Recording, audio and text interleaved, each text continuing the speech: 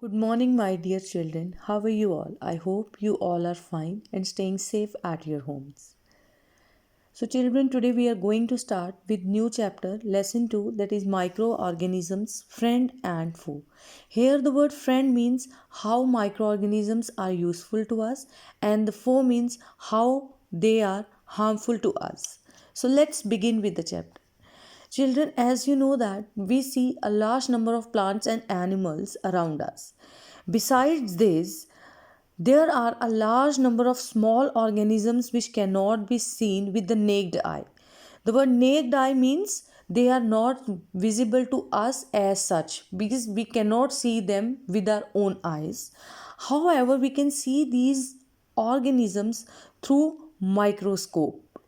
So these living organisms which are invisible to us with the naked eye, but we can see them under the microscope, they are called the microorganisms. They are called the microorganisms or microbes. So, for example, you might have observed that during rainy season, our moist bread it gets spoiled and its surface get covered with the grayish white patches.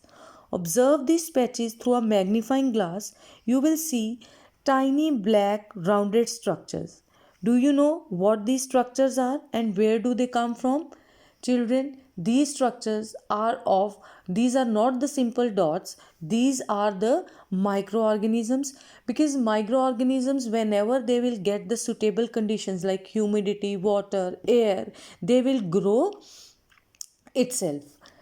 So, I hope you are clear with the word microorganisms. I repeat that microorganisms are the small organisms which we cannot see with naked eye, but we can see them only under the microscopes. So, there are four groups of microorganisms into which they are divided. Number one is bacteria, then fungi, protozoa, algae. Apart from this four, the another kind of microorganisms are viruses. They are also microscopic, but they differ like because they are considered into both living and non-living characters. They have both living and non-living characteristics. So because they are on the borderline, they are on the borderline of living and non-living things, because if they are not into someone else body, maybe the plant body, maybe the human body, maybe the animal body, they will remain non-living. But once they enter into the body called, the body into which they enter is called the host, but once they enter into the host organisms, they will multiply themselves. As you remember, we are all locked down because of coronavirus.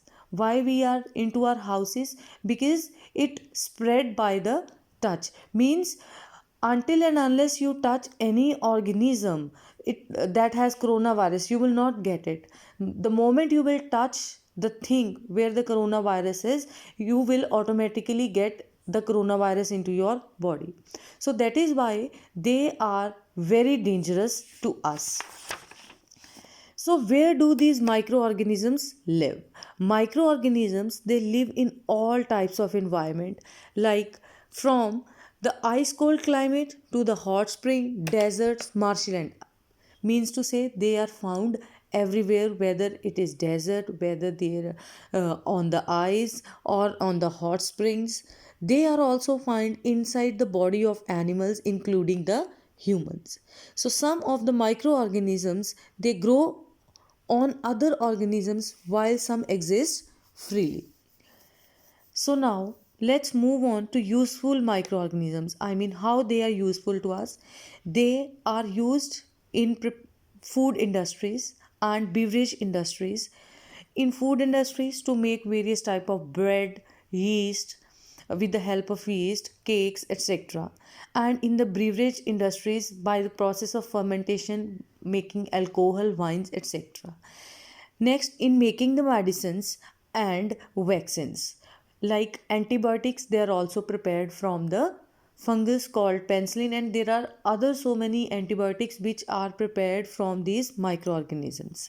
In agriculture, they are also helpful in nitrogen fixation. and in cleaning the environment, because microorganisms, they feed on the dead and decaying matter and convert it into humus, which is further taken up by plants for their growth and fertility. So they also help in cleaning the environment.